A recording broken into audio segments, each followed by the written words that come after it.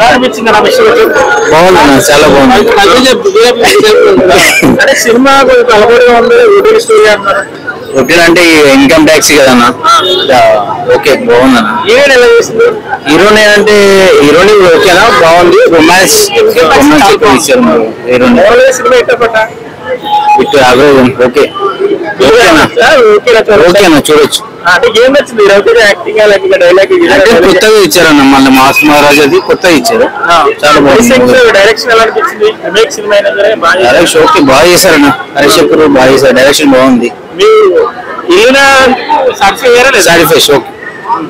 అసలు AC interval rank ఎలా ఉంది? అంటే నేను యాక్చువల్లీ మధ్యలో వెళ్ళిపోయాను, బయట ఉన్నా. లేదు అలానే కాదు, అంటే నేను లేట్ అయింది, మూవీకి లేట్ అయింది. చెప్పుకున్నంట లేకున్నా కూడా వన్ టైం చూసుకున్నట్టు ఉంది. హీరోయిన్ యాక్టింగ్ కానీ చూడడానికి బాగుంది. ప్రతి ఒక్క సీన్ చూసినా ఎంజాయ్ చేస్తాం, కామెడీ కానీ ప్రతి సీన్ చూసినా ఎంజాయ్ చేస్తాం. కానీ బ్యాక్గ్రౌండ్ మ్యూజిక్ మాత్రం చాలా బాగుంది. మ్యూజిక్ డైరెక్టర్ ప్రతి సినిమా చూసా ఎంజాయ్ చేస్తాం. ఫస్ట్ హాఫ్ అంతా స్లో ఉన్నా సెకండ్ హాఫ్ మాత్రం ఇచ్చి పడేసింది. కాకపోతే ఏంటంటే ఇన్కమ్ ట్యాక్స్ కోసం ఉంటుంది సినిమా మొత్తం. ఏదో కొత్త హరీష్ శంకర్ గారు తీసింది ఇది, అంతేగాని ఒక డిఫరెంట్ గా ఉంది సినిమా. అంటే రీమేక్ కదా ఎలా అనిపించింది? అంటే మనం రవితేజ మళ్ళా కమ్ బ్యాక్ అని చెప్పొచ్చు. కాకపోతే జర ఇంకా బాగా తీసి ఇంకా బాగుంటుండే. కొద్దిగా ఎక్కడెక్కడ కొద్దిగా డౌన్ అనిపించింది సినిమా. భాగ్యశ్రీ ఎలా చేసింది? హీరోయిన్ మాత్రం నేను చెప్పాలంటే సినిమాలో హీరోయిన్ ఇచ్చి పడేసింది అన్న. హీరోయిన్ హ్యాట్సాప్ చెప్పొచ్చు.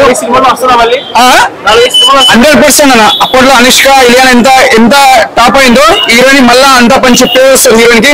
నేను చెప్పాలంటే ఇలా ఈ సినిమాలో హీరోయిన్ బెస్ట్ అని చెప్పొచ్చు. అంటే సినిమా ఇట్లా అని చెప్పడం ఫ్లాప్ అని చెప్పడము నార్మల్ అని చెప్పొచ్చు, యావరేజ్ అని చెప్పొచ్చు.